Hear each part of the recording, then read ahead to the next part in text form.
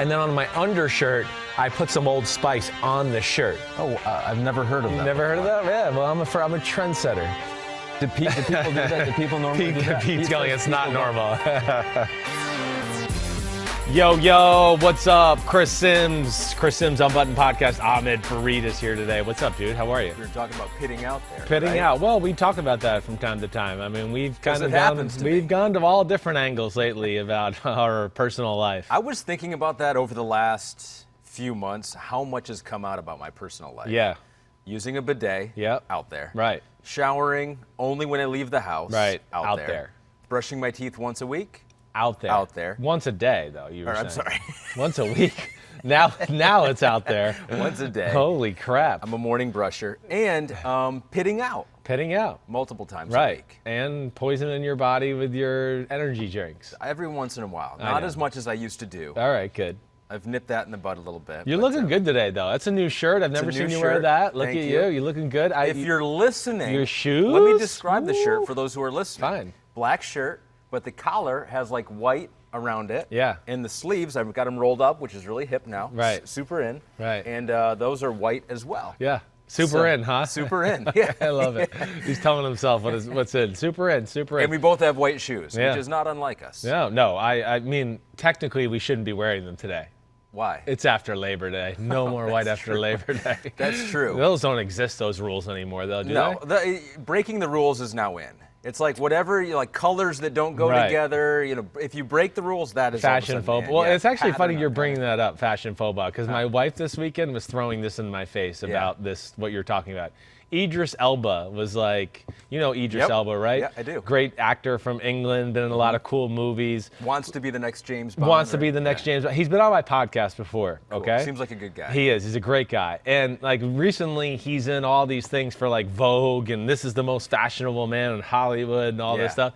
He came on my podcast, and he was dressed really cool. And I don't know why, but I said to him, I was like, whoa, fashion faux pas. Like, I don't know. I was trying to say, like, it's cool and different, but that came out. And he looked at me, and I didn't know I said it until after the podcast. So, like, my friends and people that are there part of the filming, they're like, dude, why did you say fashion faux pas to Idris Elba? And my wife was like sending me the Vogue picture cover to that last week with Idris Elba on it, like, and she wrote like fashion faux pas underneath it. That's kind of like a alpha move. You wanted to set that you were the one in charge here, you know? I'm the stylish one in my hoodie and Jordan sneakers, not you.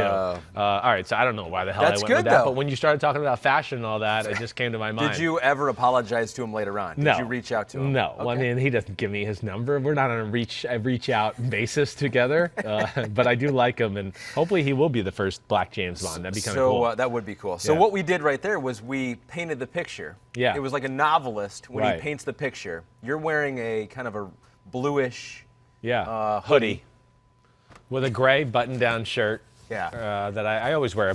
I always button top button, even underneath my hoodies. I got some LeBron Soldiers on. LeBron Soldiers. And some rag and bone blue khakis. And you did have a little coffee or some tea on the top of your no, that hoodie. was raisin. I mean, that was bran flakes. Bran flakes, because I was hungry. So. Okay. All right, so let's go. We got a good one today. We do. We do. You wouldn't know it by that lengthy intro, but we do actually have a lot to talk about.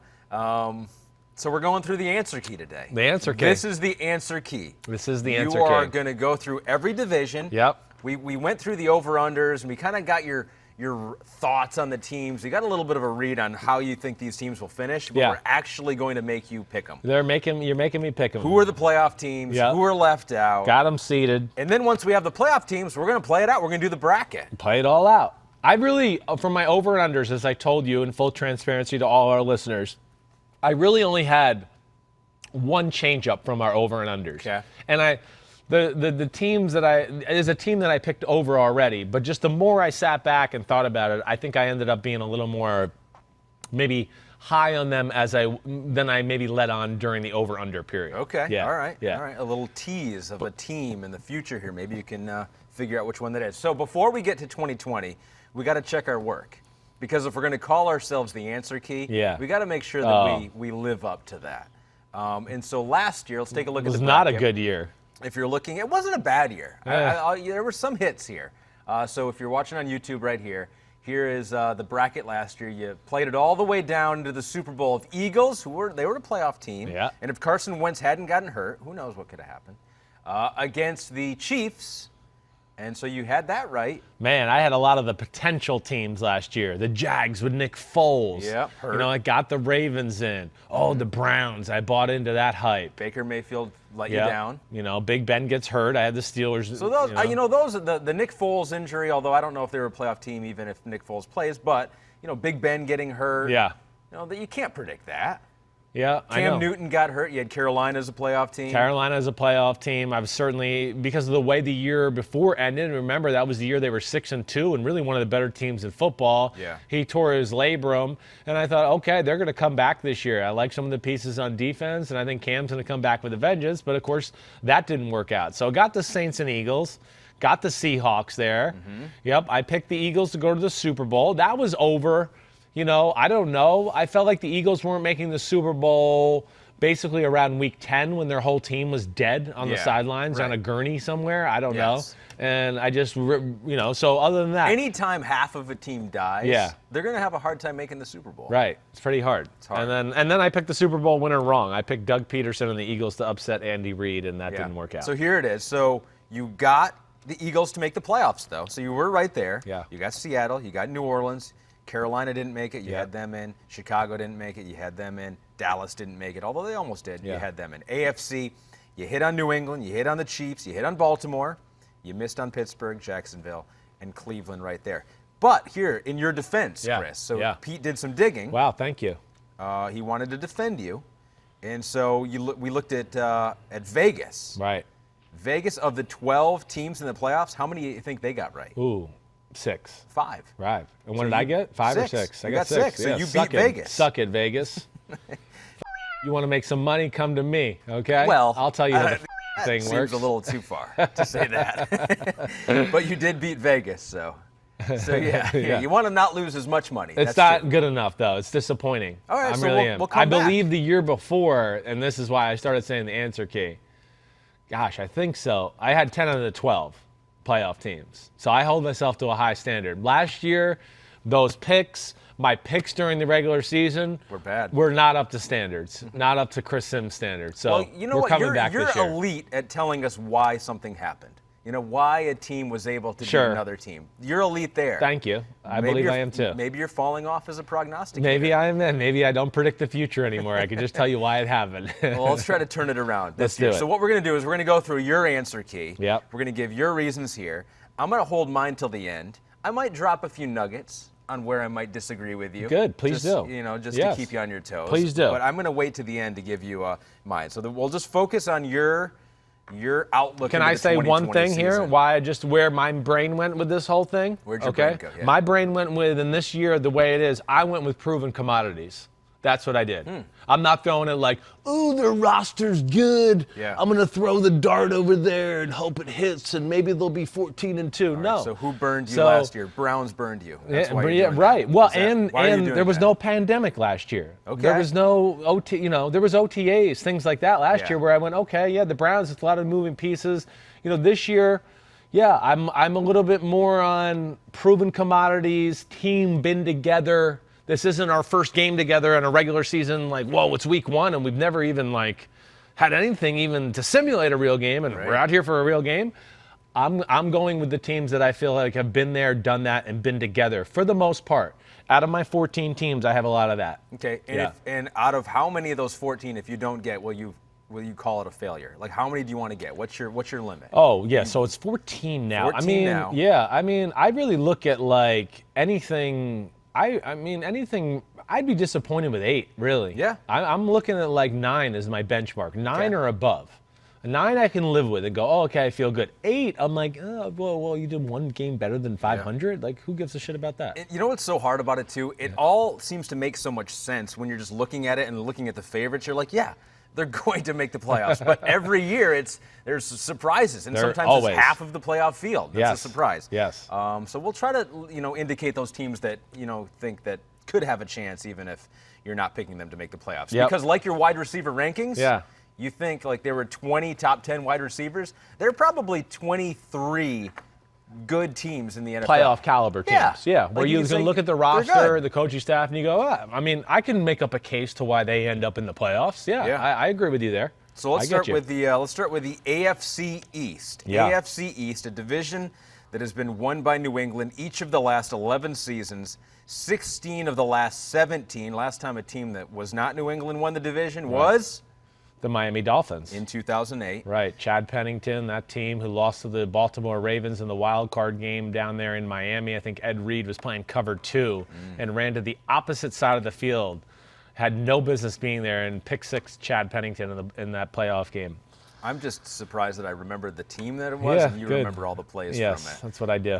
So last time Buffalo won the division, 1995. Ooh, baby. The Colts have won the division more recently than the Buffalo Bills. That's How about hilarious. that? And they're not even in the division anymore. Not even in the division anymore. So I know you've been talking up the Bills quite a bit, but what do you think I'm going to do? What's your heart of hearts? Do you think I go with Bill Belichick and Cam Newton, or do I go with McDermott and Josh Allen? I mean, I'm going with one of those two, just so you know. So, We're not going with Brian Flores in Miami and Fitzpatrick to win the AFC East. Up until this last week, I would have said the Bills, but I've heard you talk up New England here lately, and so now it's a 50-50 toss-up for me. It is a little bit of a 50-50 toss-up. Yeah, I mean, things that I've heard coming out of New England, things like that, the positivity you're seeing from Cam Newton, yeah, has certainly made me be even more bullish on them than I was before. But I'm going with the Buffalo Bills. Ooh. I am. I'm going to pick the Buffalo Bills. And again, I just look at this as one of the better defenses in football. We know that.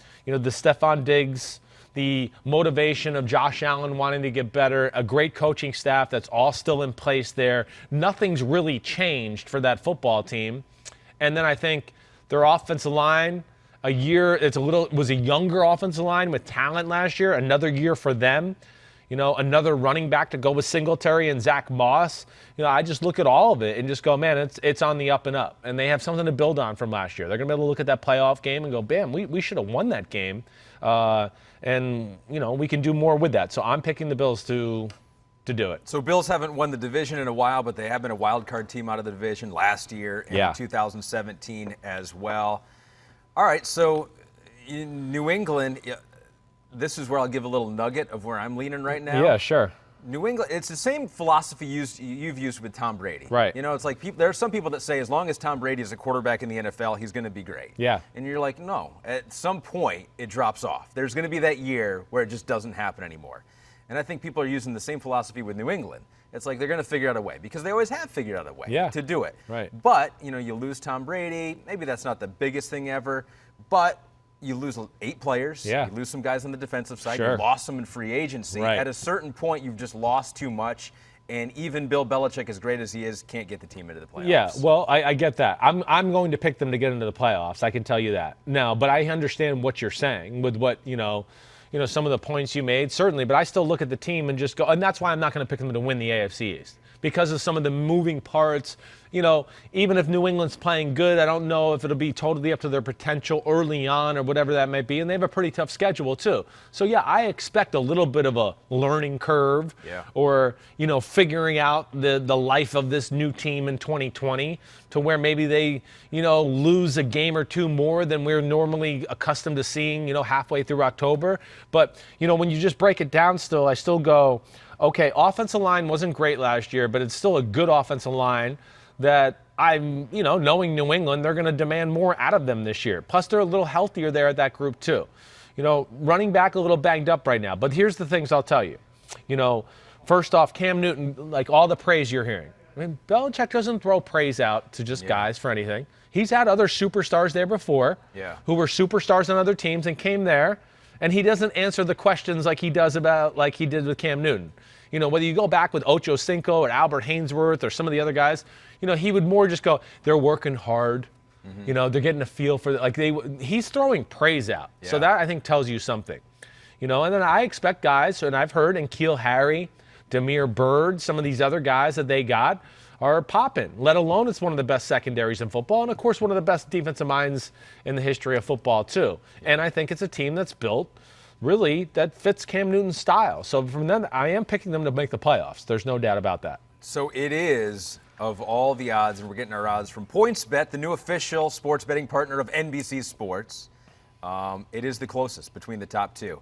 You got Bills plus 110, you got Patriots plus 135. Right. I could see them both having the same record. Yeah. And the Bills winning the tiebreaker. Or, vice versa. I'm picking the Bills right here, as you know, but I could both see them at 10-6.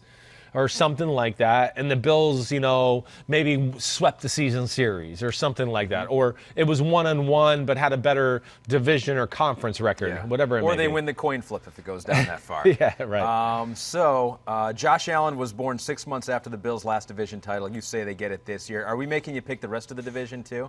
Where the Dolphins and Jets? I mean, I have them as unders. I know that. Yes. So right. they're going to lose. That's what I'm going to tell you. They're going to be 5-11, 4-12, 6-10, somewhere in that range. All right. So we got two playoff teams. We got two playoff teams. You picking New England to make it?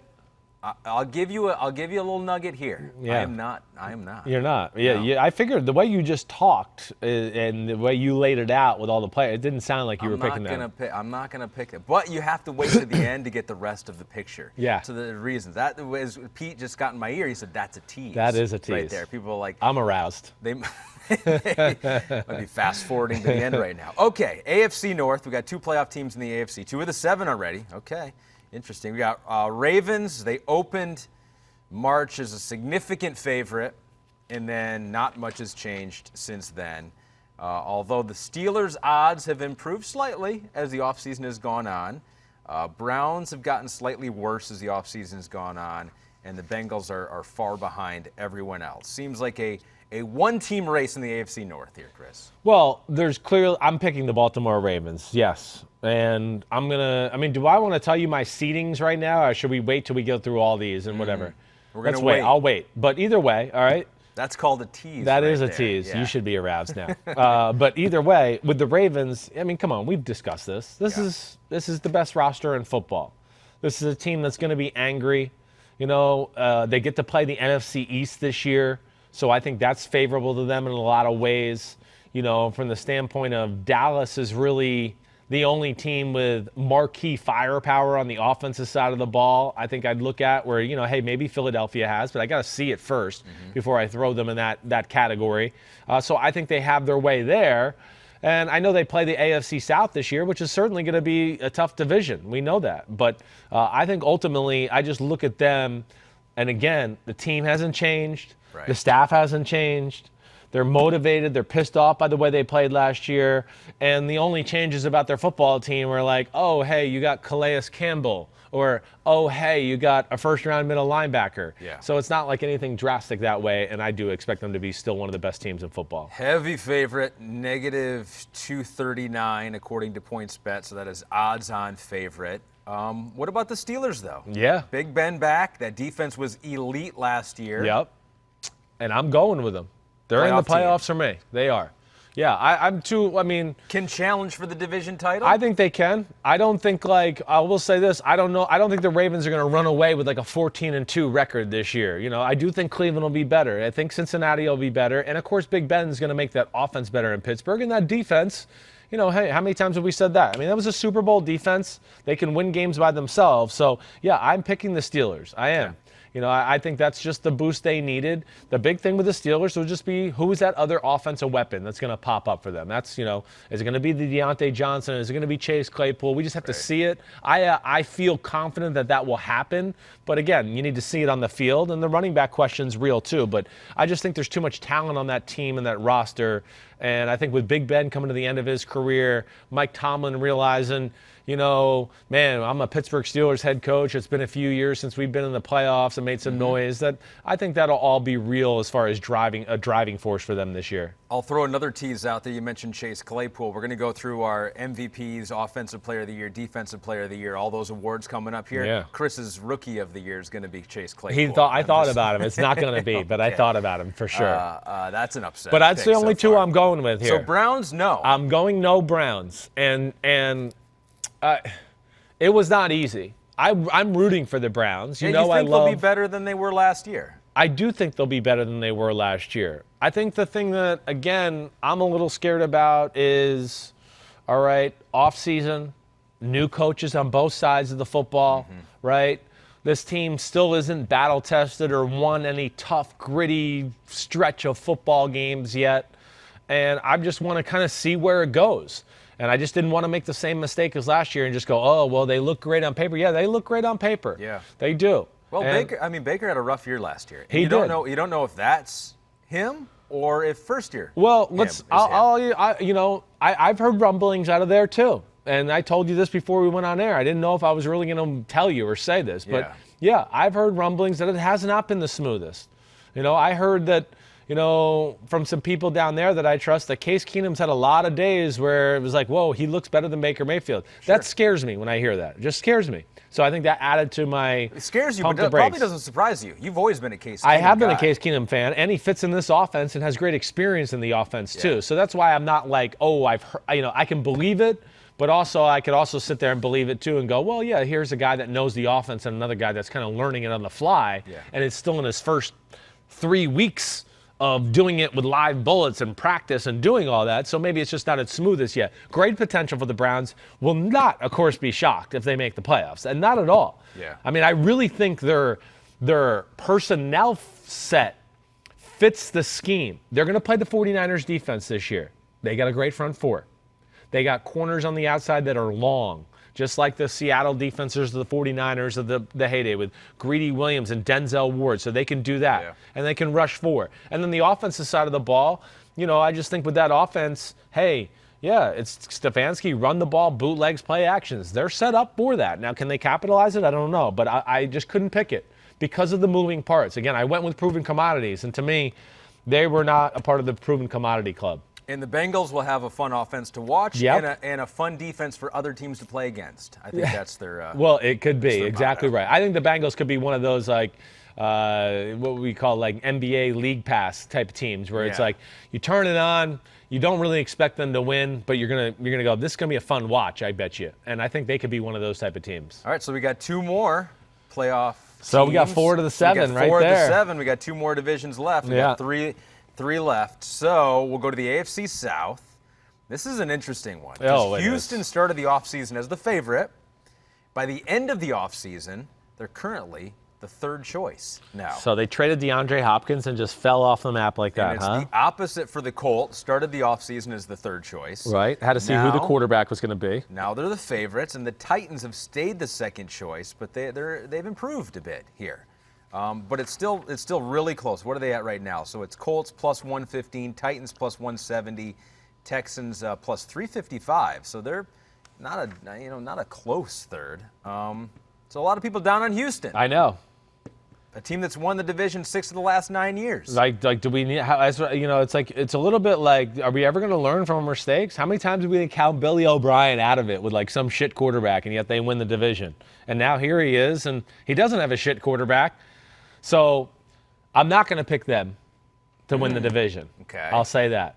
I went into this process thinking I was not going to pick the Texans to go to the playoffs. I will say that I've changed that. The Texans are going to the playoffs. They're the team you were talking about earlier. A little bit. They are the team. I picked them in the over and our over/under things, but I was literally like, ooh, maybe just barely over. Sure. I think they were set at like 7.5 or 8.5 maybe. Yeah. But you think the offense could be better without DeAndre Hopkins. So this is what I came down to. Again, first off, not much changed there, okay? Yep. And the stuff that did change, it's the same system, same coaching staff is what I'm saying. Offensive line, no drastic movement there. And they have, the first 2 picks from last year, the 2019 draft, who played last year and played well. They're going to be starters there. So the offensive line has quietly become like, ooh, it used to be the weak point of the team, to now I go, I'm excited to see what they can do this year. Yeah. They kind of had moments of looking good last year, and now with Watson and his mobility and David Johnson there, and yeah, you've heard me say, I think the offense is going to be more dangerous this year without DeAndre Hopkins. That's nothing to do with DeAndre Hopkins. He was just the only guy before. Mm-hmm. Now I feel like they have a true committee, and I think with Watson being in is this year 4 or 5 for him, that I look at it and go, yeah, I think he's going to take off too. And I think there's enough there on defense.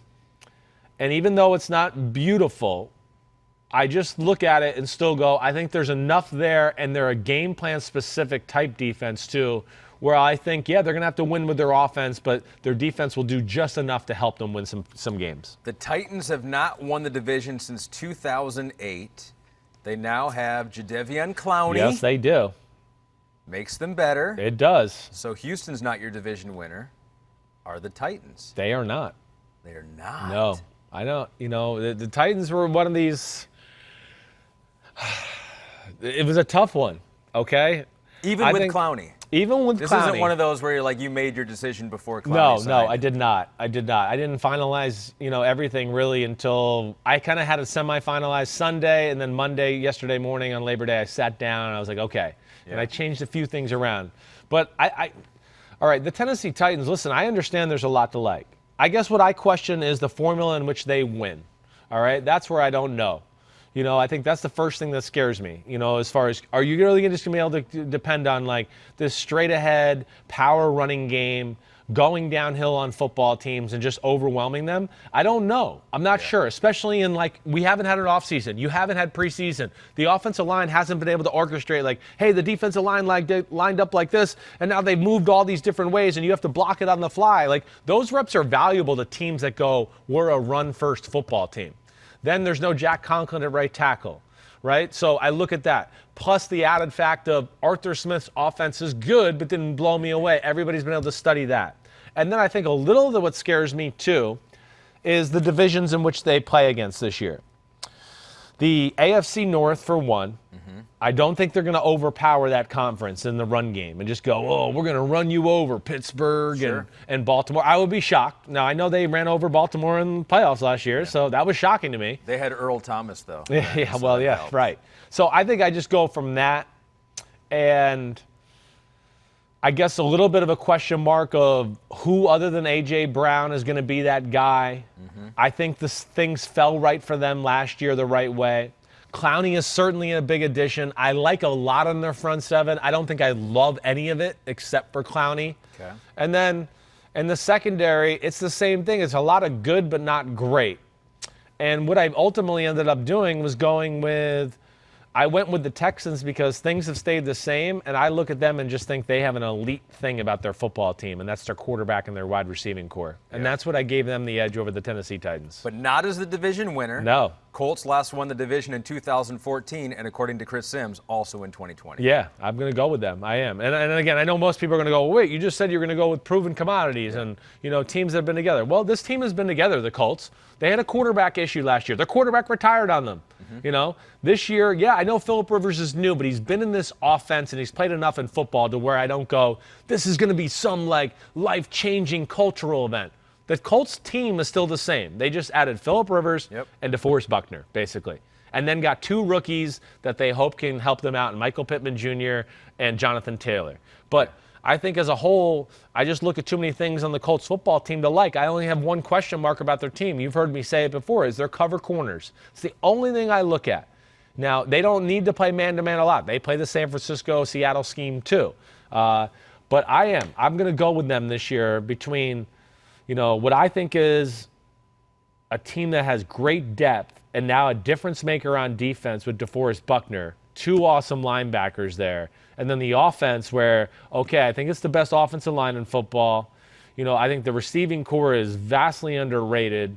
And I think Frank Reich's a really good game plan designer. And then, of course, I'm expecting Phillip Rivers to kind of have that, like, bounce back year. Yeah, there's a chance that Phillip Rivers can make Frank Reich better, right? It could be mutually beneficial. It's not just like, that now that Phillip is with Frank, Phillip's going to be better. It's like both of them can up their game. I think I expect Rivers with the support he'll have. I think a run game, the pass protection.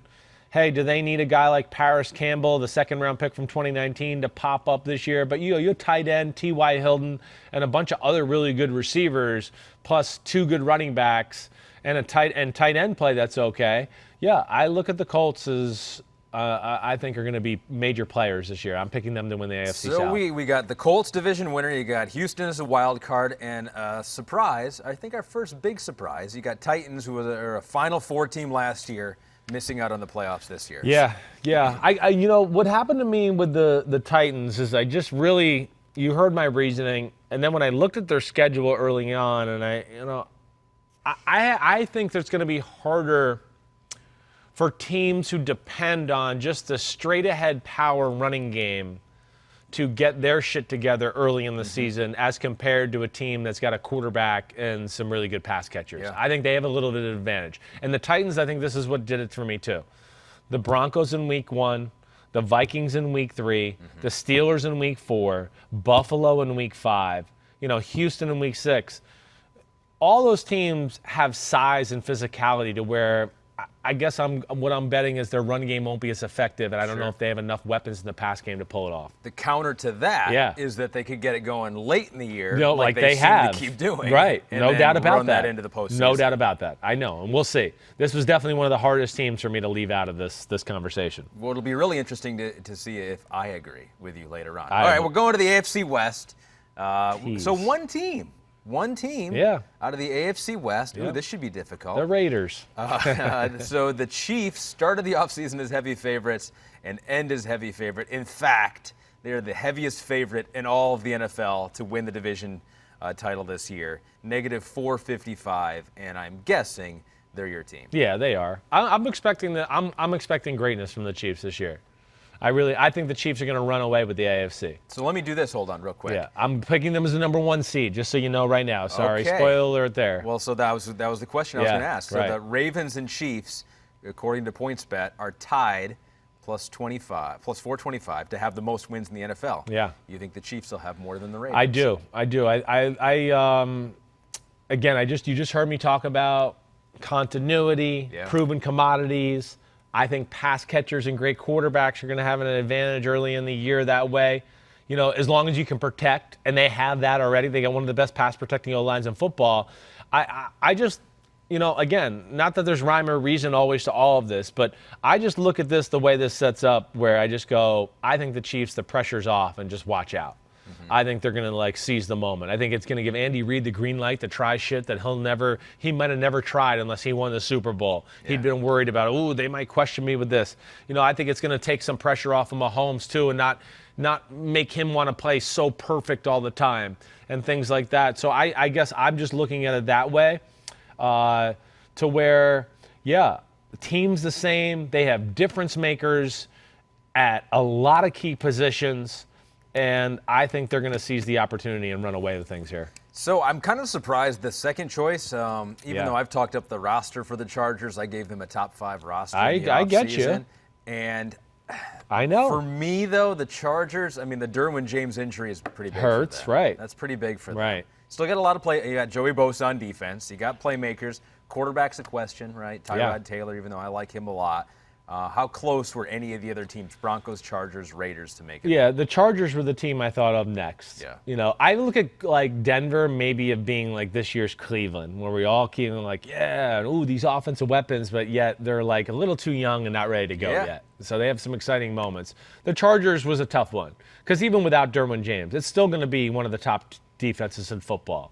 And I think there is some. I don't know what their offense is going to look like. Yeah. I think the Tyrod Taylor thing, I question that a little bit.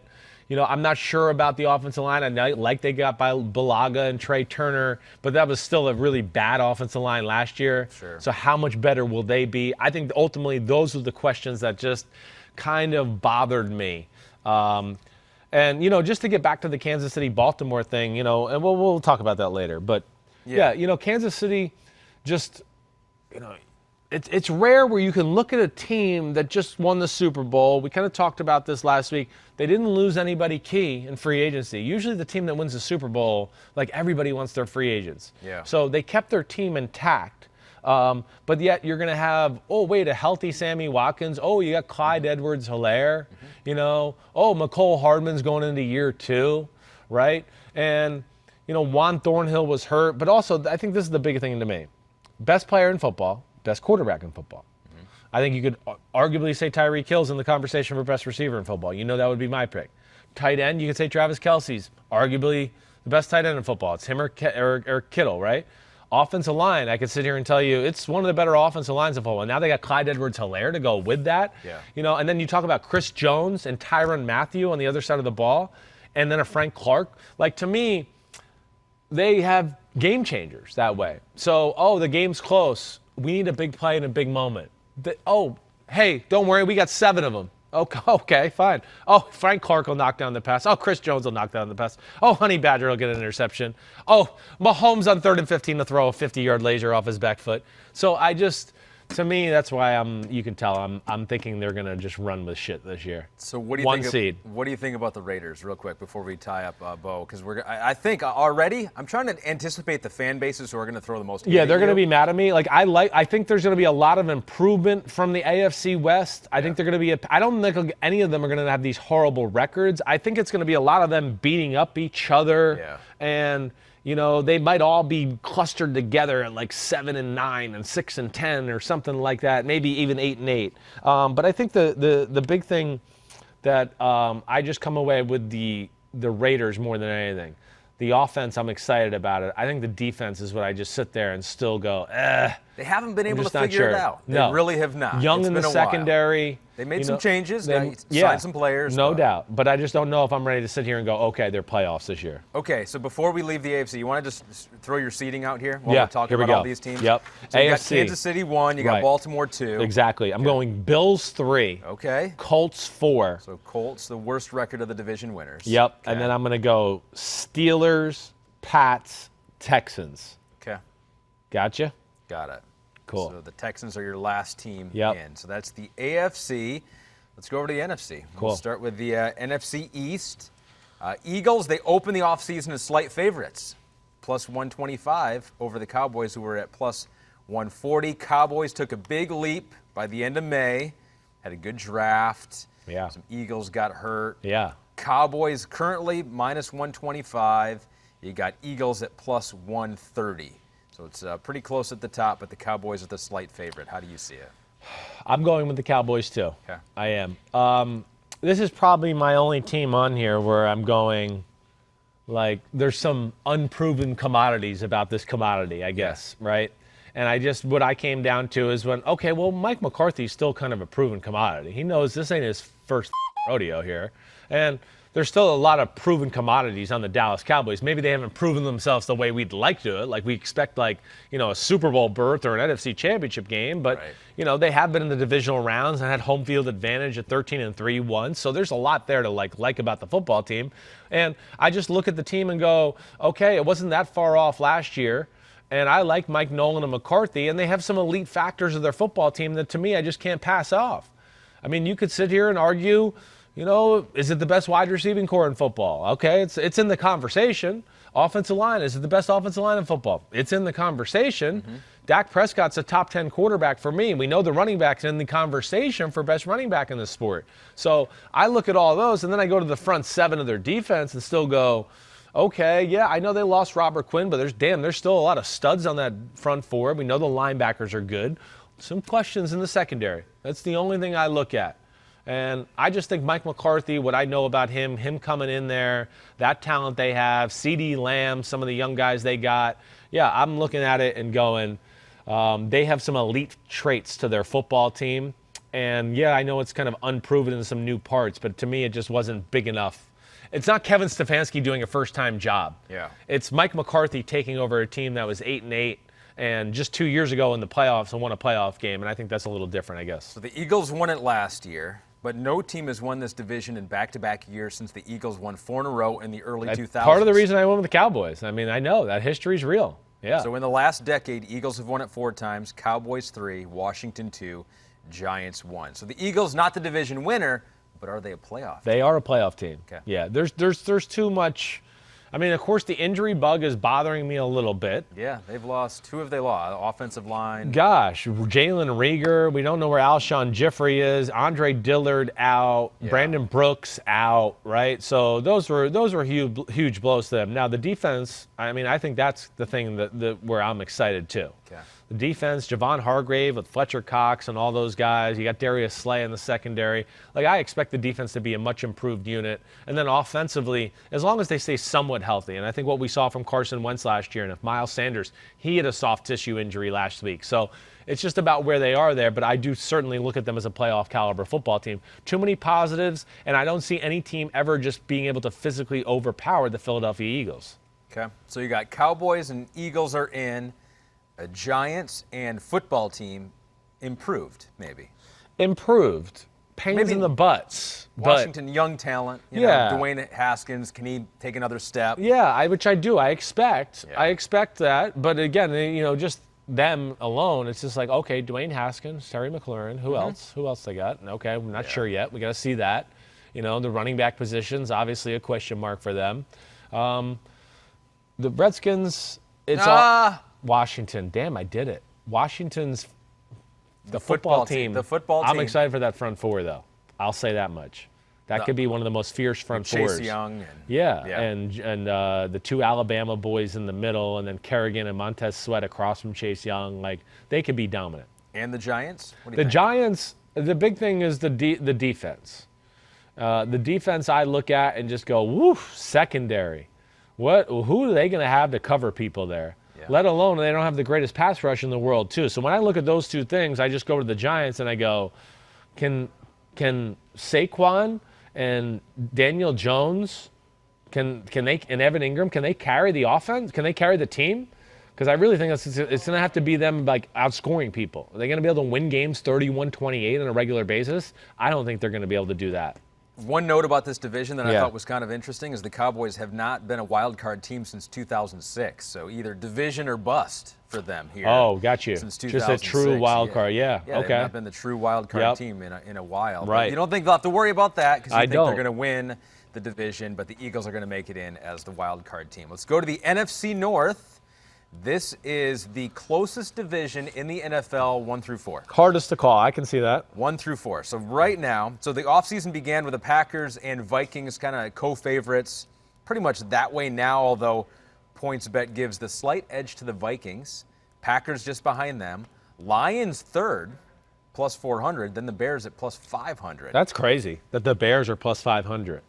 I mean, which aren't bad odds. I mean, no. You look at some of these other odds, like, you know, Chargers are plus 850, Browns are 490, Steelers 400. So it's not like they're bad. Well, what's just crazy is like the Bears. You could sit there and go, the Bears defense. The Bears have the best defensive roster in the division, and then you can sit there and also go, man, okay, all right, decent wide receiving core. It's really, to me, it's all about it's the Bears and it's Mitchell Trubisky, and that's probably what that issue is. Were you surprised they named him the starter? Yes, I was. I mean, I wasn't surprised because I was hearing some things, but yeah, I thought Nick Foles is the guy you make the starter. For them to name, and I put this out on Twitter, I don't know if you paid attention to it or whatever, but to me, for them to name Trubisky the starter, it must have not been close. I just don't think you're bringing Nick Foles in there, giving him that money, unless you were going, hey, I'm willing to pull the trigger and make Nick Foles the starting quarterback. And here's my theory. Yeah, I have a theory on that. Go ahead. Tell me how crazy this might be. Yeah. I think they might have done it as a favor to Nick Foles, looking out for Nick Foles. Because now you're in a situation where Mitchell Trubisky struggles, Nick Foles can be the hero. Yeah, sure. As opposed to, you know, the year starts out and Nick Foles is struggling, then you got to go back to Mitchell Trubisky. I don't know. I know. I can see logic either way there. Yours is, I mean, it's probably correct. Like, they want to get out of the gates fast, right? And so you want your best quarterback on the field right away. I just feel like the conversation around the Bears is if they have a bad year, Nagy and Ryan Pace are gone. Yeah. So they can't be like around playing like you know, science experiments here. Yeah. Like, so that's just my take. I could be wrong. Okay. You know, I've heard of teams before who have gone like, oh, this guy kind of beat that guy out, but I'm going to name the other guy the starter first. Yeah. Because I think the offense is a little bit patchworky right now, and we'll see where that goes. But as things come together, I'll be able to pull off the guy who I actually think's the better quarterback and throw him in. That's gone on before. I don't know, but between the way they named him the starter, what they did to get Nick Foles, and then the comments throughout training camp. I never heard anybody like just gushing about Nick Foles. Never. I heard multiple people, not constantly, but gushing about Trubisky. Like more than your normal gushing. Sure. More than just like, oh, he's my quarterback and I have to say something good about him because he's my quarterback. It went beyond that. And just reading between the tea leaves, that would tell me there's more to it there. All right, so elite defense, maybe an improved Mitchell Trubisky. Hardest division to pick. Is that here. a playoff team for the Bears? No, I couldn't do it. Okay. I couldn't do it. I got to see the offense, Trubisky, the offensive line, the run game. The offense is the question with the Bears. I wouldn't be shocked if they were in the playoffs. I would not. I wouldn't be shocked if any of these teams were in the playoffs. And I wouldn't be shocked if none of them made the playoffs, except one has to, okay? And I'm going with the Green Bay Packers. Division winner, Green Bay Packers. I'm going with the division winner, Green Bay Packers. I'm picking Aaron Rodgers. You know, again, the proven commodity thing, sure, yes. But I also just look at their team and I have less question marks about them. Yeah, do I wish they improved the receiving core and things like that? Like, oh, yeah, shocker. They're working out, you know, free agent receivers last week. No, I wouldn't have thought that would have happened. But I still think from top to bottom, I look at their and go, wish a few more receivers, wish they had another really big nose tackle, defensive tackle type in the middle. But that's about where my complaints stop about their football team. So I'm going to go with the team that I think is kind of consistent, was good last year, and of course has the best quarterback. So 3 different teams have won this division each of the last 3 years. Packers last year, Bears in 2018, Vikings in 2017. Right. I know just from doing the show with you so many times, you're not high on the Vikings. You think they're good enough to be a playoff team? I mean, it's one of those where I won't be shocked, but I don't see it happening. I don't. I just think that to me is too many moving parts, and with no Stephon Diggs there, Gary Kubiak, that offense. I mean, it needs to do more as is anyways. Yeah, I don't see it. The secondary being different, Everson Griffin being good, Yannick Ngakoue being there is great. I get that. I guess I need to see this team a little bit. I need the defensive tackles, all at Linval Joseph not being there, Michael Pierce opting out of COVID. I guess I just have question marks. Is what I'm saying. They're in that window where they want to compete right now, but the window might have closed a little too much. Yeah, well, they got stuck. It's like we extended Cousins for 2 or 3 more years, and Mike Zimmer for 2 or 3 more years, but we kind of need to redo our team, but we don't want to totally redo it because we have some pieces here that we feel like we can build around. So they're a little bit of an in-betweener that way, and they're trying to do it on the fly. The last time the Lions won the division, 1993, you say they're not going to do it. They were in the playoffs in 2016. Yeah. You say they're not going to do that either. No. But I don't think I'd sit here and be shocked with anybody in this division to be there. I mean, the way they looked last year before Stafford got hurt, I mean, I think you and I were both excited about that. And I think with, Hawkinson and the running backs and some of the additions they made, through free agency and things like that. Defense is where they got to figure it out. I think that's the big thing. They have size up front. Do they have enough cover people? Do they have legit cover people? Patricia likes to play man and do that type of stuff. Yeah. When we're looking at who's the best man-to-man corner on the Lions right now, Desmond Trufant. Jeff Okudah. And hopefully it'll be Jeff Okudah. Exactly right. Don't talk down Jeff Okudah again. That depresses me when you do that. Fine. Okay, so you got one team making the playoffs from the NFC North. That's the division winner, Green Bay Packers. Let's go to the NFC South. This one's fun. Offseason began with Saints, heavy favorite, minus 400. Tampa Bay was plus 800, but now Tampa Bay, after signing Tom Brady, they got a nice little bump with Gronk as well. That defense is pretty good. Yeah. They're plus 160 right now. Saints are minus 130. So that has tightened up significantly. Of course it has. In the NFC South with the Falcons and then the Panthers behind them. So how do you see it? I'm going to go with the Saints to win the division. Okay. Again, I just think it's too good of a football team. Again, battle-tested. Where do you really look at their team and go, oh, there's an issue there? There's too many positives about it, let alone, I mean, we know that they're pissed off. I mean, they lost to a team that was not as good as them last year. They're pissed off every year, though, for some reason or another. They are. And listen, you could, been a little unlucky, sure, yes, and there's no doubt about that. But yeah, I think this is one of the best rosters in football. I think he's one of the best coaches in football. I'm big into up front. And physicality-wise, nobody pushes around New Orleans. It's one of the best O-lines and D-lines in football. My only question about the New Orleans team is just need another guy that can rush the passer. This is why I think we heard Jadeveon Clowney being mentioned with that. Can Marcus Davenport, their first-round pick from 2 years ago, can he get it going this year? That's going to be big to me. He got hurt his rookie year, then he dealt with injuries last year, and he's never really gotten to get into a flow in his NFL career. And that's where I'm just not sure. Okay, so you got the Saints going. You got the Buccaneers. Buccaneers are kind of like, the Broncos, Another tough one. Like you mentioned. Not necessarily their makeup, a lot of young guys for the Broncos, but I'm talking about that sexy team that it's like, now Tampa Bay's here. Yeah, the Browns last year. It's Browns that kind of last thing. year. Yeah, It's like, we know historically they've been bad, but this year's different. This year we got Tom Brady. This year we got Rob Gronkowski. We got a good defense. So do you think it's different? Do they make the playoffs? I'm picking them not to make the playoffs. Ooh. I know. It was not easy, man. It really wasn't. I've never had such a hard time doing this exercise in my life. Without preseason, seeing those things, a different year and being able to talk to coaches. They had less free time. I feel like I'm less in the know than ever before going into a season, as far as like guys to watch out for. Ooh. I mean, the teams themselves are probably less in the know. I think they are, certainly. But again, it goes back to a little bit of what I've told you. Just unproven commodities. Yeah, it's a bunch of new pieces all together, all at once, and I don't know. Again, the offensive line, I will say I got question marks there and how that goes. Do I have question marks about Brady and how dominant? I think Brady's going to have a good year. Do I think he's going to be so dominant that, oh my gosh, the Bucs are going to win the South or be this slam dunk playoff football team? No, I kind of got to see it first. I do. He's in a new system. It's a new world altogether. You heard me say last week, Bruce Arians, we talk about him sometimes like he's been to 75 Super Bowls. He's been to one NFC championship game. Sometimes I got to remind I put him in this class sometimes and I go, whoa, offensive play caller, yes, but let's pump the brakes on one of the greatest head coaches in football conversation. And then their young secondary scares me. It scares me. There's some talent. Todd Bowles, his scheme, a little scary too.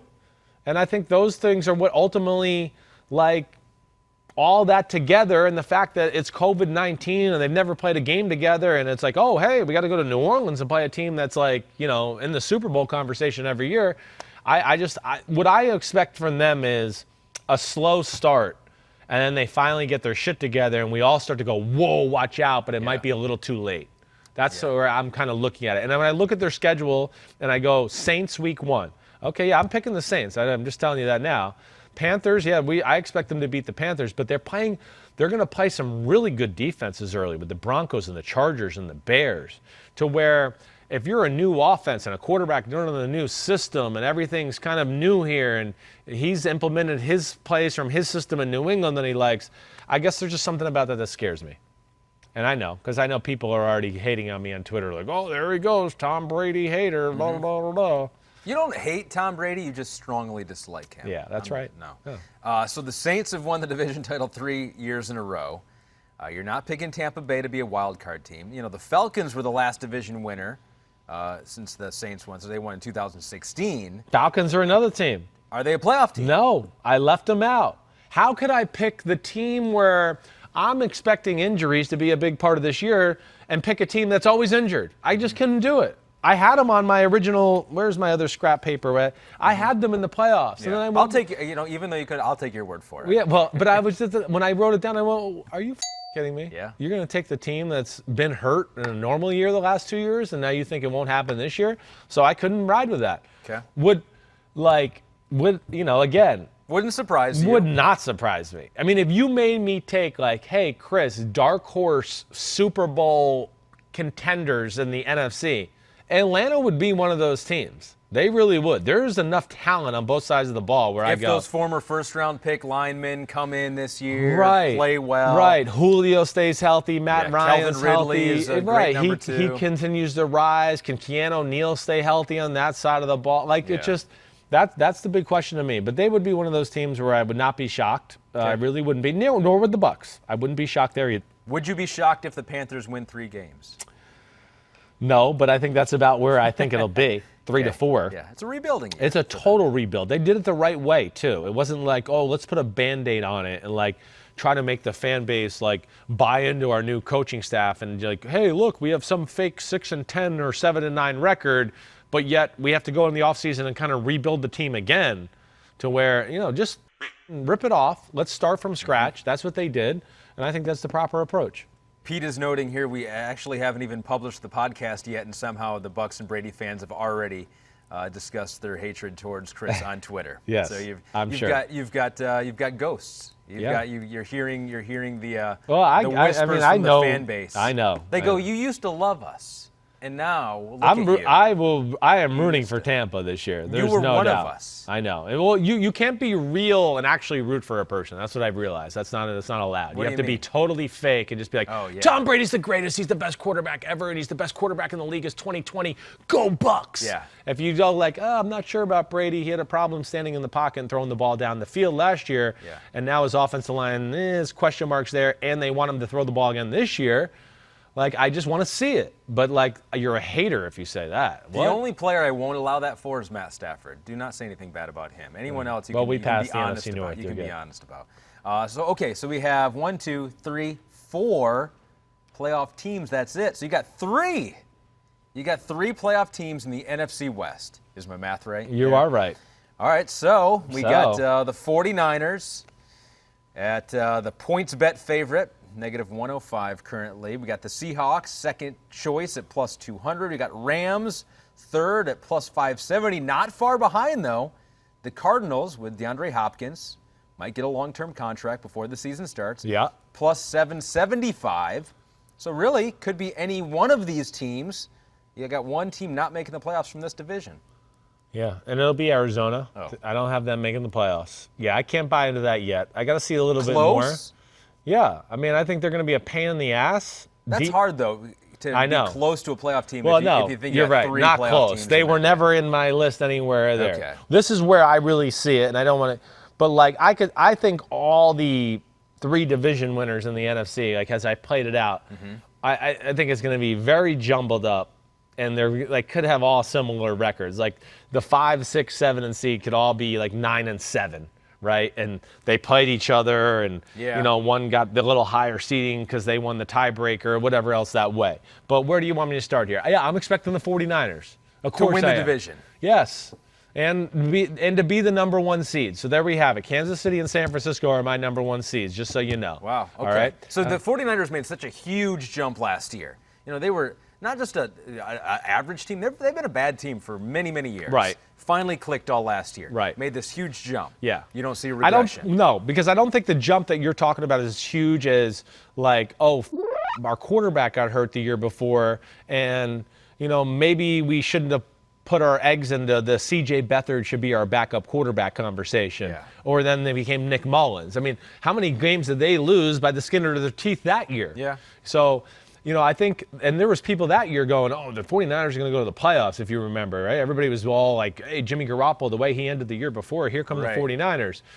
I think the big thing is the 49ers, you don't lose any players, and you get Trent Williams, and you get like 2 first-round picks in the same offseason, and really your team doesn't lose anything. Plus, the team stayed the same, proven commodities, and people might out there go, well, wait, you told me about the run game. Run game of San Francisco is different than the run game of Tennessee. Tennessee just goes, hey, here we are, we're coming right downhill. We're running right there.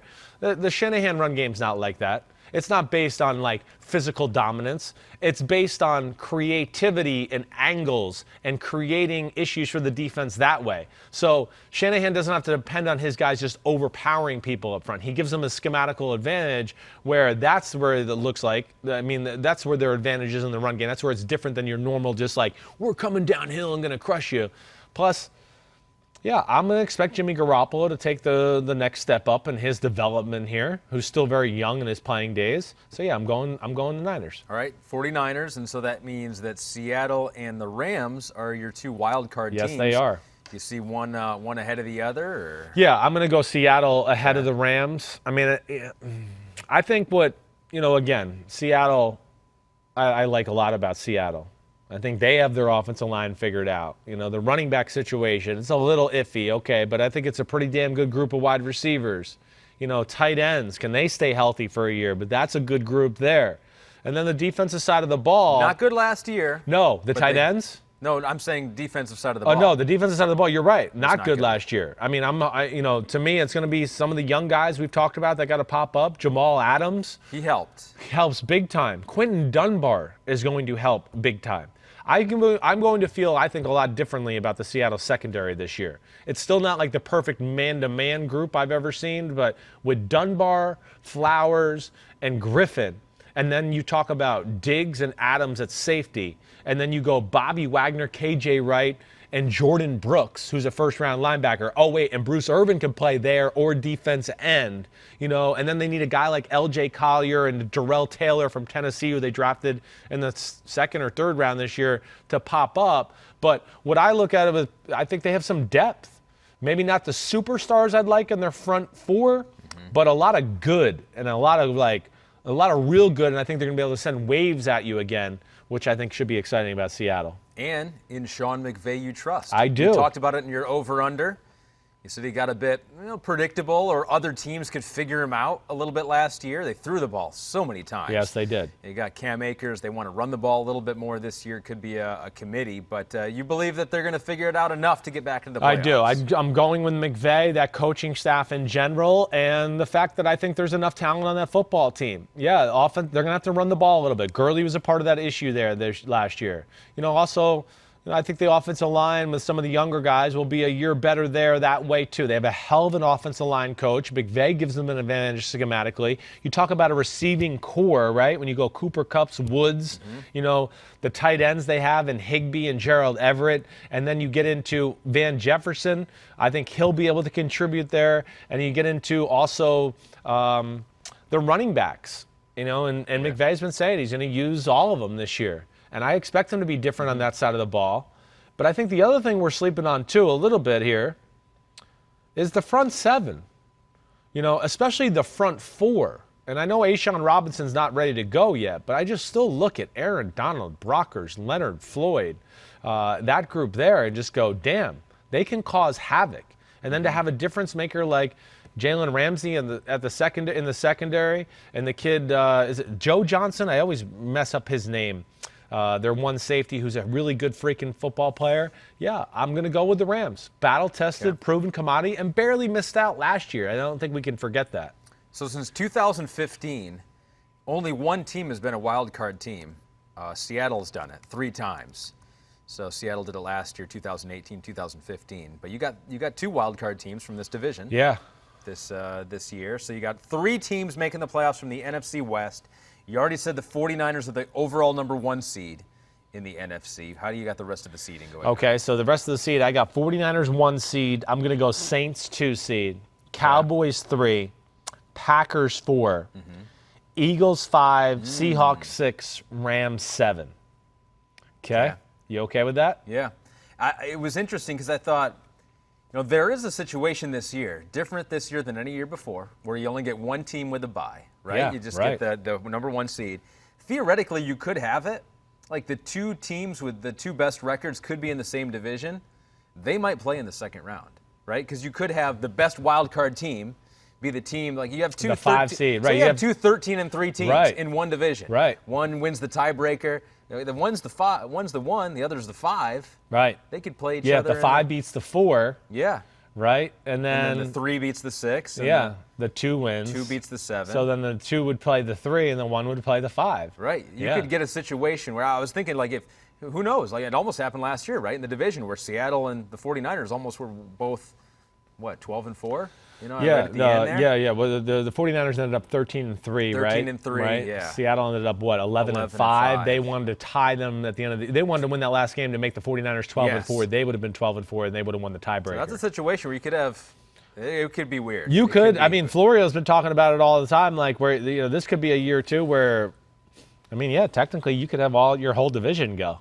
You could. It could. It could happen. I don't think that's going to happen. You don't have that. All right. Can I give you, before we get into your bracket, please. We're going to do that next. I'm going to give you my playoff teams. We've been teasing this the whole podcast, and this is what more people than not probably just this fast has all been forward a tease for you. Yeah. They did that 15-second thing where you just keep hitting, or 30-second just to get to the end. Right. You can stop, because here's my picks for the playoff teams. AFC, I got the Bills winning the division. Yep. Only team making the playoffs from the East, AFC East. Patriots, no. Yeah. I kind of gave that one away earlier, right? Ravens, I got in. Steelers, in. Yep. Colts, in. Okay. Titans, in. No Houston. Okay. 2 teams from the West, in. Chiefs, Broncos. Okay. I'm drinking the Kool-Aid on the Broncos. I hear you, dude. I'm not. So we really only disagreed on. I have I have Texans and you have Titans. Yep. And New England. And I went New England and you went Denver. Broncos. Basically, yep. right? Yep. So we have a lot of the similar Very teams similar there. couple. Pained me not to put the Chargers in there. That really pained me. I mean, especially if you bring up top 5 rosters on podcast. But they lost Derwin James. I know. Yeah. And they. Yeah. Do we know where Mike Williams is going to be? Is he going to be ready to go here? I mean, great question. Okay, so that's my AFC. My NFC. Yeah. Cowboys, NFC East, only team. Wow. No Eagles. No Eagles. North, I got 2 teams. Whoa, Detroit. I got the Packers and I got Detroit. Okay. Dude, you said they could. You said it wouldn't shock you. I don't think it's crazy. In that division, I wouldn't be shocked in that division if they were all 9-7 or all 8-8 or like right around that. You know what I mean? Yeah. And just somebody wins somehow. I got 2 teams from the South. I got the Saints and the Bucs. I got the Buccaneers. We knew that. I did do although I do share your concerns. Yeah, okay. Like it's one of those things where we're all like, of course the Bucs. They got Tom Brady. They got Gronk. It's almost like so egregious right now with everybody Yeah. picking the Bucs. I feel like karma's gonna be like, okay, wait, this is a team sport. And it's about playing as a team. You and they're realize not one the yet. Bucs are almost never the answer. Yeah, right. And then the West, I got 2 teams. I got 49ers. I got Rams. Ooh, you got went with the Rams. You Seattle. were probably shocked when you saw Rams on my list. You were like, whoa. I was hoping that to be my big mic drop thing. Right. And you kind of stole my thunder on that. What made you go with the Rams? So I thought the same things that you said. Yeah. You know, I thought that, they weren't a bad team last year. No. And a lot of things went wrong Right. last year, right? Really bad offensive line play. Yeah. They got Aaron Donald on the defensive side. I think the offense is going to be more balanced this year. I just think they were not great last year, and they still were 9-7 and almost made the playoffs. I agree. And would have made the playoffs in a 7-team format. Yeah, definitely. They would have been the last team You're in. right. They would have been in. Seattle, I think that Russell Wilson can't keep doing it forever, and the defense was worrying last year, even though they got Jamal Adams and have improved. Someone's got to be left off. I left off the Vikings too. Yeah, that's okay. Well, you sacrificed, Russell Wilson and his football career all for the betterment of your Detroit Lions. That's basically what you did. You said, Russell, I like you, but you're not making the playoffs because Detroit's here, baby. Detroit is here, and it has to happen this year, or else there's more upheaval in Detroit. But your question about the Seahawks is real. I'm with you. I hear you there. Yeah, we'll see if Quentin Dunbar can help out that secondary. Adams can help out that secondary. But the thing I do like is I wish they had one more marquee pass rusher. That's the one thing that does worry me. There's no doubt about that. But as pass rushers this year, L.J. Collier, Rasheem Green, Benson Mayowa, DeMontre Moore, Alton Robertson, and then of course got to put Bruce Irving in that conversation. Yeah. And then size in the middle, they're not bad there either. I do think that they need Jerron Reed to be a little bit more dominant than maybe he has been. But I hear you there. We're going to see where that goes. You mentioned some of those names. We're going to go through our MVP picks and all that stuff coming up after you get through your bracket. So you've got your bracket here. Got it. Let's do it. You've got it all lined up. Yeah. So let's go through the games. Can you what games we got? So let's go to the 2-7 matchup, right? My 2-7 matchup is Saints-Rams. Yep. It's in New Orleans. I'm going to pick the Saints to win that football game. They get their revenge for the officials f***ing it up and f***ing them out of the Super Bowl a few years ago. So do you want to go through your whole NFC then first? I think so. You want to just do NFC? Sure. Yeah. Okay, so you got Saints moving on against the Rams. Then you got the 3-6. You got Dallas, Seattle. Seattle. In Dallas. And I'm going with Seattle. Oh, the upset. I'm going with the upset here. Yeah. Wouldn't shock me. No, it would not me either. And I just feel like just between what Russell Wilson said, some of the things they did this offseason, I feel like maybe Green Bay's learned their lesson, and let's not unveil Russell Wilson until it's too late. Mm-hmm. And I'm expecting to see a little bit more of them, to live and die with his right arm this year.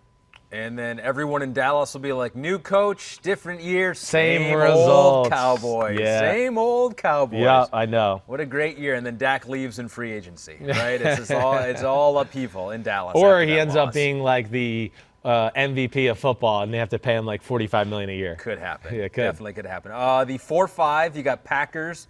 You got Eagles in Green Bay. Yeah, I'm going to go the Eagles here. Ooh, you got 2 road teams winning in the first round of the NFC. NFC. Yeah, I do. Yeah. Gosh, Eagles pushed around the Packers last year up there, and I know it's a different year and all that, but yeah, that's the way I felt. So I got basically the 49ers having to host the Seahawks in the divisional round. Oh. Right? Wow. So Yeah. here it is. So here like it we're is. talking about. And then the Saints are going to be hosting the Eagles in the other divisional round football game. Okay. All right. So let's do it. Let's go through those. I'm going with the upset here. I'm taking the Seahawks. To beat the 49ers in Santa Clara. I am. Just like they did it last year. Yeah, I don't know. And again, I mean, come on. What's my rhyme or reasoning? I don't know my rhyme or reasoning. Yeah. Russell Wilson, law of averages. I don't think San Francisco can get back to the Super Bowl after winning a second year. I'm going to pick them to be that team that has the bye, right? Mm-hmm. And just doesn't show up off the bye week because they were the 1 seed, kind of like we saw the Ravens do this last year. Again, I don't know. There's no exact science. It's just where I'm feeling there. So then you have I would not want to have to play Russell Wilson and the Seattle Seahawks for a third time in a year in a playoff game. I know that. That would be like, oh, really? We got to play them again? Right. Jeez. That's tough playing a division opponent that many times. You're scared of them. You're scared. You think that Russell Wilson can keep it going. I do. You think that offense will be better for him? They'll make it easier on him this year? I hope so. I just hope they play through the pass game more instead of always playing run. Let's play defense. Let's run the ball, control the clock. Oh, shit, we're down by 10. Hey, let's throw it every play. Mm-hmm. I just wish I hope that stops. All right, and who will Seattle play in the NFC Championship game? Saints hosting Eagles. Yep. I'm going to go with the Saints here to win this game. Yeah, I'm going to take the Saints over Philadelphia. Close football game, kind of what we saw a few years ago. Really physical divisional round playoff football game. And then, I'm going to have the Saints playing the Seahawks in New Orleans. And? I'm going Seattle. Whoa, look at this. Another heartbreaker. So you pick the Seahawks as a wild card team. You think over the 16-game regular season, the 49ers schedule works out for them. They win the division. Yeah. But come playoff time, Russell Wilson steps up. I'm going to say that. And some of the defensive young guys that we're talking about that need to step up, they step up. I mean, it's of course a very battle-tested football team. And I'm playing like the law of averages here too. Again, I'm about my proven commodities and proven aspects and all that this year, especially. But it's been a while, I think, since we've seen a wild card team in the Super Bowl. It's been 1 or 2 seed. It's been a little while, yeah. It's been the 1 versus the 2 seed. It's 1 or 2 seed, I think, for, what do I want to say now, Pete? 5 years in a row? 7. Wow. 7 in a row. Ravens were the last team when they beat the 49ers, right? Wow. That was it. Yeah, so I kind of kept that in my mind to play in the law of averages this year too. Well, yeah, and the fact that the 2 seed, I mean, the Saints will have had to have played, that'll be the 3rd game. It's like they got to play an extra game. Makes it harder for the number 2 seed. Yeah, I don't necessarily like that. Before that. Okay. That's the way it is. All right, so Seattle is going a team that I didn't even have them in the playoffs. Okay. This is totally divergent. Well, 2 people could not be farther apart on this. It doesn't mean anything. So give me your NFC representative. Who's going to the Super Bowl in the NFC? Saints. I got the Saints doing it. All right, cool. The roster, defense, intact. Even if Drew Brees goes down, I think they can figure out a way with Jameis or Taysom Hill. Yeah. I mean, they went 5-0 without him last year. But you had them in the championship game. I got the Saints going to the Super Bowl. Cool. Who do you envision them playing there? I didn't even do that. You didn't do it? I'm not going to do that because it gives me another chance to be wrong. I'm just going to say Saints are going to make it. Okay, cool. And the AFC. All right, the bye goes to the Chiefs, so they don't have to play this first round. You got the 2-7. You got Baltimore hosting Houston. Yeah, I'm going to go Baltimore. Okay. Yep, Baltimore, best team in football. I just don't know. That to me is where I think Texans' defense hurts them. And as much as I love their passing offense, this is one team that's, it's not going to be easy to just throw the ball around the field on that group in the secondary. And Baltimore's going to come in hungry. They want to prove that last year was a fluke. Lamar losing playoff games is going to be a real thing. He's 0-2 in the playoffs. That will be the talking point as the Ravens get into the playoffs this year. Can Lamar win a playoff game? Is there an issue with the playoff Lamar? So I always say that always sucks as a fan when your team is like the team that is going to win the division. It's like the regular season, but it's like all comes down to the playoffs. It's like it doesn't even matter. Yeah. It's like you play 16 games, you win the division. You're like, it doesn't matter unless you win in the postseason. Right. Those sounds like a Detroit Lion fan. Unenjoyable years for me. Although it will be very fun to watch that team. You got the 3-6. So you got Buffalo hosting New England round one. Right? It works out here, and I'm going to go Pats to pull off the upset. I knew you were going to You do knew that. I was. I knew you were going to do that. Playoff Bill, Yeah. playoff Cam. Well, they'll have had a whole year to kind of figure it all out. Hopefully, right? This is kind of where I kind of think New England's that way, where it's kind of like up and down, and then all of a sudden we get to November and we start to go, damn, New England's starting to look good almost every week. And, yep, I'm going to have them winning a playoff game. So hopefully the Bills Mafia were listening in the beginning of the podcast. When Yes, you picked when the they won Bills, the- and yes. they go, I've heard everything I need to know. I can tune out now. 4-5, you got the Colts hosting the Steelers. Yeah, I'm going to go Steelers here. I am. Steelers, same thing. I could see them kind of being a little bit, Big Ben maybe not being totally on his game early in the year. Offense trying to figure out who that other weapon is other than Juju.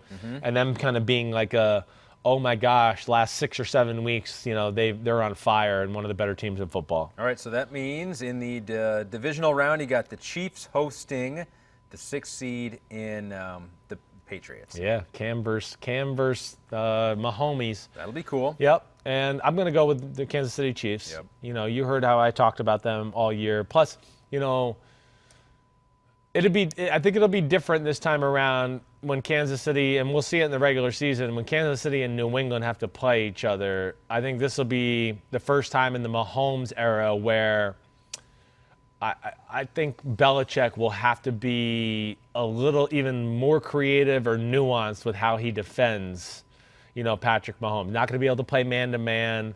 Not going to be able to do maybe some of the crazy doubling he's done, because I just think Mahomes is going to be next level shit this year, and you better watch out if you do stuff like this too off the radar. So then the other game, you have Baltimore hosting Pittsburgh. And I'm going to go Baltimore. I am. Okay. I'm going to have them again. 1-2. So you got the 1-2 advancing to the championship game in the AFC. Yeah, 1-2. And really, this is the only team that I think can beat the Ravens is the Kansas City Chiefs, and I'm going to pick the Kansas City Chiefs. Yeah, I think the Kansas City Chiefs, the reason you've seen them 2-0 against the Ravens, I think they're a little bit of a kryptonite. 2 reasons. Andy Reid, aggressive on offense with talent. So Baltimore likes to be aggressive on defense and get in your face. That's tough against Andy Reid. Like, you want to get in the face of Tyreek and McCole Hardman and Sammy Watkins and Travis Kelce? Well, you're going to lose one of those matchups. I'm sorry.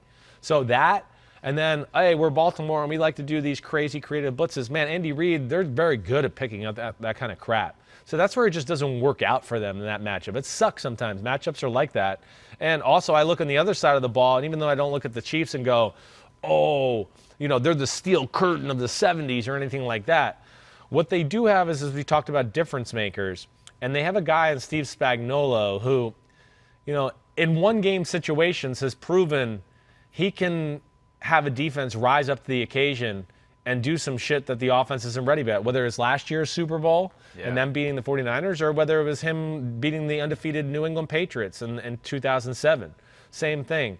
And I think because he's so game plan specific and not afraid to take chances that way, it's a tough matchup for the Ravens. You gave him a lot of credit as the year went on last year. I Because think you were all over him in the Yeah. beginning of the year. You're like, take chances. You're not. You're Yeah, the they bend were- but don't break. they but were doing the kind of bend, don't break. They were bending and breaking. Well, It was like the worst they were combination. bending, and then you're like, okay, you're bending and breaking, and because you're doing that, Mahomes hasn't had the ball in 17 minutes. Like, just break right away then. Yeah, Let go him get for back it. on the field. Remember, that was when I feel like that Denver game last year when Mahomes got hurt, they started being a little bit more aggressive on the defensive side of the ball. And I think it set them up for the playoffs, and that's why they were able to come back and make plays, in the playoffs and do things to change games. So you got Kansas City versus Seattle in Super Bowl 55 in Tampa Bay. Yeah. That was another reason, I just couldn't pick Tampa. We know. Yeah, it never works out like that. It right? never It's does. like there's no way. I just went with the law of averages, so we'll see there. But, Russell Wilson versus Patrick Mahomes, my 1 and 2 quarterbacks and my quarterback rankings. 2 coaches who have won a Super Bowl. Yep. Andy Reid's lost one too. Are they both 1-1, right, in the Super Bowl? I believe they are. And I think that could be a cool matchup. And Seattle beat Kansas City a few years ago, and Seattle, oddly enough, plays that defensive scheme. That's the Seattle scheme. That's San Francisco and other teams that have challenged, Kansas City and given them issues. So? Kansas City. I can't do it. Yeah. I just think Kansas City's going to grab this momentum, by the horns or whatever the hell you want to say, and they're going to Yeah. run with it. I think this is truly going to accentuate their greatness. So Chiefs go back-to-back. Yeah. When's the last back-to-back Super Bowl winner we ever had? The last back-to-back Super Bowl winner we've ever had. Hold on, don't even tell me this. I think it's the Patriots in the early 2000s. Is it? Yeah. Pete confirms. 2003? 2003, 2004. Yep. Patriots. So Yeah. Chiefs are that good. I mean, it's hard to argue with that. I thought about 49ers Chiefs. 49ers beat them this time around. I tossed around a few. I had the Chiefs pretty much sold in the AFC. The NFC was definitely tougher, and what I really just flipped with there was 49ers, Seahawks, Saints for the most part. I just kept going, ooh, who do I see this playing out? How do I see this playing out?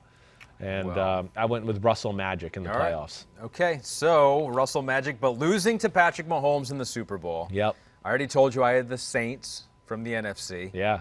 AFC side, Big Ben. He's Oh, back. baby. He's back. Elite defense last year. TJ, I mean, this is a really good defense. Yeah. Top 5 in the NFL. No doubt. You bring Big Ben back last year, which even without him, and as bad as they were, Mason Rudolph, you got Duck Hodges. They were what, 8-8? Yeah. And they would have been the other playoff team if we were 7 playoff teams last year. I say they get to the Super Bowl, ladies and gentlemen.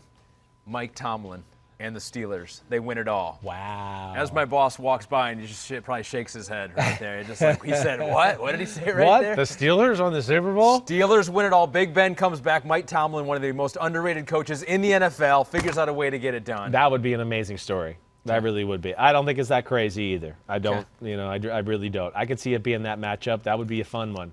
That certainly would be. Steelers are going to give people trouble this year if Big Ben can stay healthy. I don't see how not. Yeah. I don't. Their offense, like you said, it doesn't have to be that special for them to be that much of a better football team. So I'm with you. I like the Steelers a lot too, and wouldn't be shocked if the Steelers were in that either in the Super Bowl conversation when all said and done either. Pete's Super Bowl pick too. Yeah, he's going to go on record. Yeah. He's agreeing with you. He's going Kansas City. He's going Kansas City. Yep. But his team from the NFC. Yeah. Packers. Ooh. Aaron Rodgers' revenge tour. Dilemma for Chris Sims in the Super Bowl then. So that's a good segue to MVP pick. Yeah. Because I think Pete makes a good point right there. Aaron Rodgers, you look at the MVP odds that I was looking at on PointsBet over here, and Aaron Rodgers is the 1, 2, 3, 4, 5, 6, 7, 8, 9, 10th choice, plus 2,500 right now. When's the last time you've gotten Aaron Rodgers to win MVP as the 10th choice in the NFL? Mahomes is 1, Lamar Jackson, Russell Wilson, Dak Prescott. Right. That's an intriguing one at 4. Deshaun, Tom Brady, Carson Wentz, Drew Brees, Kyler Murray, then Aaron Rodgers, and then Cam Newton right after him. Well, those 9 in front of them certainly have a better support system. That's what we do know that. That's going to be. But that could take votes away, right? You say, oh. Well, it could. Aaron Rodgers did it all himself. Exactly right. If they're a good record and they have if he's got a statistical line that's, somewhat comparable to those guys who have like all the big time weapons and stuff, you're right. That'll what happen. Be like, well, Aaron Rodgers doing it himself. All these other guys got an all-star committee around them. So that would be awesome. I mean, move Mahomes, Rodgers in the Super Bowl. I don't know what I would do. I just would root for the offense. That's all I could do. A game that never ends. It goes into overtime. You're going to pick Patrick Mahomes, though, I would bet. For what, MVP? Yeah. Yeah, I'm going Mahomes. Okay. I'm just, same, you see my theme. Yeah, I think he's going to light the world on fire this year. I have a, there's just, like I said, pressure's off, great talent. Andy Reid, no governor on what plays he can call. Defenses are still early in phases of like, wait, what do we do when they're in this formation? What do you want us to check to? And this is an offense that's been together here for a while, and I think they're going to kind of just sneak up on the league here early on and kind of dominate. So what about offense? So let's do Offensive Player of the Year. I'm going to go Dak Prescott there. Okay. How does it usually? It's usually the guy who's second in the MVP voting. They go, we'll give you this. Really, more times than not. Michael Thomas won it last year. Right. Right. So I thought about Michael Thomas again. I did. But that's a good one, Dak Prescott. I just think, yes, with that group he has, I got them winning the NFC East. Those receivers, that offensive line, like he could have a year where statistically he's, it's him and Mahomes above the rest as far as throwing the football. I'm going to throw Derrick Henry in there just to be different than you. Okay. I'm going to say Derrick Henry. Okay. I'm going to say he carries the Titans again another year, and you do it that many years in a row, you're like, okay, let's give him something. Yeah. No, he should get something. Let's go Offensive Rookie of the Year. So Offensive Rookie of the Year. Oh, I have the odds up here. Hold on. A lot of really, there are a lot in contention here when I was looking at it. Definitely, especially with these receivers that went in the first round. I mean, we know we got some studs in the second round at running back and other receivers. So here's how the odds look from a site that I went to. Joe Burrow, first choice. Yeah. Clyde Edwards-Helaire, Chiefs running back, second. Yeah. DeAndre Swift, third. That's probably changed a little bit now because he's injured. Jonathan Taylor, Colts running back. Jerry Jeudy, Broncos wide receiver. CeeDee Lamb, Cowboys wide receiver. Henry Ruggs the third. Tua Tagovailoa. And then J.K. Dobbins after that. I think there's two that jump out to me. Joe Burrow was certainly in the thought. I'm not going to go Joe Burrow. Well, like Kyler won it last year. It seems like if a quarterback. I know. And it could have been Josh Jacobs last year. He had a really good case for it. Didn't play the last couple weeks. Yep. Burrow, I think, will be in the combo. I think there's two that jump out to me just because of where they're set up. CeeDee Lamb and Clyde Edwards-Helaire have I think, great scheme, support around them to where you'll never be able to focus on them all the way. I'm going to go with CeeDee Lamb on this one. Okay. All right? I'm just going to be a little different and throw it out there. You don't think there are too many weapons around him? Amari's going to take away from him. You got Gallup. You got Zeke. I think about it. I worry about it. I think it's like he's not going to lead the. I think if we're going to see a 1,000-yard receiver with an unbelievable big-time highlight type plays. I guess that's where I'm going to say. And yes, it's enough statistically to where we crucial go. plays. That Crucial could help plays. A That's good where I team, want to a say. division winner. Exactly right. Right. Yes. That's where Okay. I'm going with that. I'll go with Jonathan Taylor. Okay. You're playing behind a great offensive line. Yeah. They want to feed him the ball. You got to use him. Right away, use him. Should have a pass game to help out. Use him. Yep. Yeah. So I'm going to go Jonathan Taylor. I hear you. I like that. I like that more than J.K. Dobbins just because there's too many runners up there. Where I'd be afraid that he doesn't get enough, touches. Defensive Player of the Year. Defensive Player of the Year. Last year it was Stephon Gilmore. And I heard you do the show with Peter King today and Mike Florio. And you went through your whole draft. And nobody picked Stephon Gilmore. I know, right? I mean, it's amazing. You all stumbled over yourselves to pick Aaron Donald. Well, I mean, it shouldn't even be picked. I mean, if you're going to make me pick one, I'm picking Aaron Donald. He's the favorite. He's the best defensive player in football. I mean, really, realistically, was the defensive player of the year last year. Just the team wasn't good enough to justify it. Yeah. It was one of those. All right, but if you made me pick somebody else other than Aaron Donald, I think my next two choices are coming from the NFC West. If Bosa. Yep. And Jamal Adams. Jamal Adams, I could just see Seattle being good. That defense that you talked about, you're scared about. If they're, if they go up 10 spots and where they were as a defense or something like that, and he's got a bunch of, sacks and forced fumbles and a few interceptions, and it being the biggest trade of the offseason, I just feel like that will garner the attention to be, hey, there's the defensive player of the year. Khalil Mack in consideration. He's the third choice. The Watt brothers, T.J. Watt, J.J. Watt. Right there. I'm going to go with, because I felt bad about not picking him for the playoffs, Joey Bosa. Big contract, kicks it into another gear. He's financially secure. Shuts up the people who are saying, that's too much money for Joey Bosa. Yeah. Okay. I threw him out there. I get you. Defensive Rookie of the Year. So I got the odds for this one, too. This one's a little harder. It is. Chase Young seems to be the overwhelming favorite. Then you got Isaiah Simmons for Arizona, the second choice. Don't know exactly how they'll play him.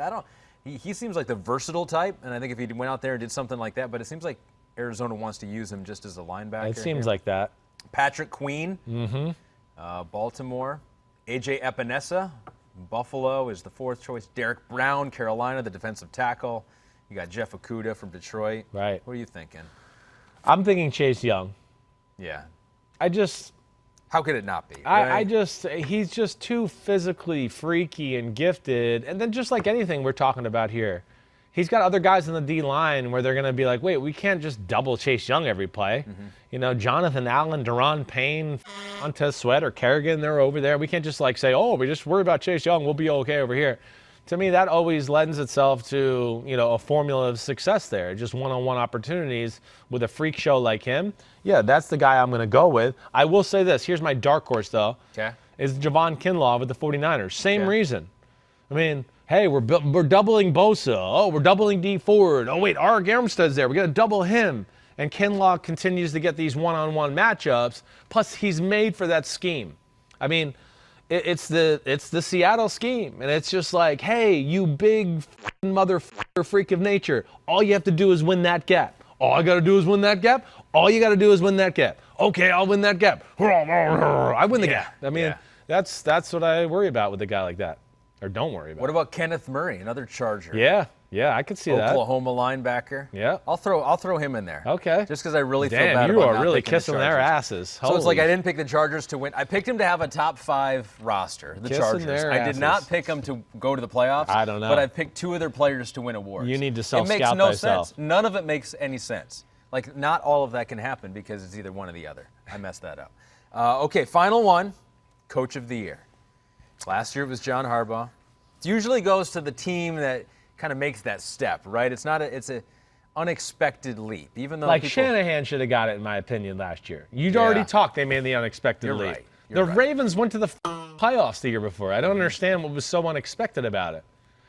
So that to me, it actually bothers me the more time that's gone off. I've been like, what? No, Kyle Shanahan won the 1 seed with a quarterback who never played a full season. For a team that won, how many games they win the year before? 4? 4. I think it was 4. Yeah, exactly right. So, that to me was a best up. There's 3 coaches that jump out to me the way I see the year playing out. Shanahan, Andy Reid, and Mike McCarthy. I could see McCarthy going down to Dallas, and I'm picking them winning the NFC East, right? And everything looks good, and I got them as the 3 seed in the NFC playoffs. So I'll say Mike McCarthy right now is like, the guy that's not an obvious one. But to me, I think it's going to end up being Andy Reid. Andy Reid. Because I'm going to pick Kansas City to have this type of year. I'm expecting I'm going on a limb with Kansas City. I mean, I am. You heard me. What do you mean going on a limb? I'm thinking it's like 14-2. Ooh. Right. Maybe 15-1. Maybe 16-0. No, you said that. I didn't. Okay, all right, interesting. Yeah. I'm going to go with Mike Tomlin. I'm going to go, who's never won Coach of the Year. That's disrespectful. It is insane. To a great coach. It is insane. A great communicator, all-around good guy. Yeah. Played football at William & Mary. I interviewed his college coach back in the day. Yep. So Mike Tomlin's my pick. Cool. So that's it. I There's like the that. answer key. Unfortunately, we've ruined it for everyone, right? It's like we've given the answers to the season. Don't even watch. You might not have to. Yeah. You might not have to. Might as You well can not tune in. Spend your time doing other things. I will tell you, I am so excited to watch football. Oh my gosh, I cannot wait. I really can't. I'm so excited for Thursday Night Football. And on Thursday, I'm going to be doing my picks podcast with Mike Floria, who beat me last year. Pretty handily, right? Pretty handily. Thank you for reminding me. It's a wake up. It's real. We got to be real about it. Pete said it wasn't even close. What an asshole he was. Where did you go wrong? Outside of not picking the right winner. No. Where did you go? Self-scout thyself. I get too into the weeds sometimes of these matchups. That's where I'm wrong. We want to make it simple this year. I'm going to make it a little more simple. I am. I'm going to back off and go all right, let's not worry about this guard blocking this 3 technique is going to somehow affect the fucking who wins the game. Yeah. Let's just pick this team has Deshaun Watson and this team doesn't. And let's go with that. That's what I'm going to take a little bit more of the approach. Well, that was what you did every time the Texans would go 16-0, if that was the criteria. But kind of like you did with this exercise, right? You were like, I'm not taking these teams that woulda, coulda, maybes, or maybe it's all going to come together. That's what got to me. That's really what got me over the weekend, as I just sat there and kept doing it. I just kept going, but I'm wishing, or I'm hoping, or I'm thinking this could, and I kept going, wait, but some of these teams, I know their team already. And I know we haven't seen it this year, but there's not a lot of changing pieces. The coaches are the same, and they're proven commodities. And a year like this where there's so much uncertainty, I'm riding with those type of teams. All right. That was fun. Woo, woo, woo, woo. I'm so pumped up right now. am I too. kind of wish the games All were right, right now. I can't tell you. I'm picking my game on the podcast on Thursday, but you go ahead. Give me yours right now. Who's winning week 1, Sunday Night Football or Thursday Night Football? But, you know, What NBC. is it, 9? It's Chiefs by 9. Is that what it is right now? I think it is, yeah. All right. Yeah, I know you think it's going to be closer than that. I do. I think I did pretty well on this last year if we go back and look at the tape. Yeah. I'm going to go Chiefs. Okay. I think they win it, but I think that Houston covers. Okay. All right. I think it's closer than 9. Okay. I don't think would, it's a I would expect that to double-digit. be too. I would expect it to be. All right. Then you got to do the other NBC game, Rams-Cowboys. Where Got is to it? open up that new Rams stadium. There's going to be That's really right. loud fans there. Really loud. Oh, they're going to be at 70 decibels. 70. That's all they're allowed to go to. Seeing it though, so I think that give me the Rams. Going to the Rams. Give me the Rams. They've been, they're sharper than most other teams because they have had cameras follow them around. Do you know what I mean? Yeah. It's like you kind of got to bring your And your they stopped shitting in the A-game. porta potties, so they should be good. I didn't see every other episode. Did they? They put an end to that. I think they Immediately. ended it. Yes, Well, that's I'm good. an episode behind, so I need to watch the last episode. But it's Okay. been good. I've enjoyed it. Have you learned anything about either team like that you didn't know before? I can't say that I have. Okay. No, nothing that jumps out right now. it. All right. All right, we're out. We're out. We're That's out. it. Done. There's Ahmed Fareed with his cool, trendy shirt and his cool white good. sneakers. It's in We're right breaking now. all the traditions today, wearing white after Labor Day. I'm Chris Sims. We'll be back Thursday. Like I said, Picks Podcast with Florio. And really, going forward, pretty sure we're going to be doing 3 podcasts a week here from here on out. Monday, reaction to Sunday. Wednesday, my deep dive podcast where we hit something film-wise. And then Thursday morning, I'll always do the Picks Podcast with Florio. So everybody be good out there. Thanks, dude. You the man. Clap it up. Man, we're good. Holy cow, we're good. Man, we're great.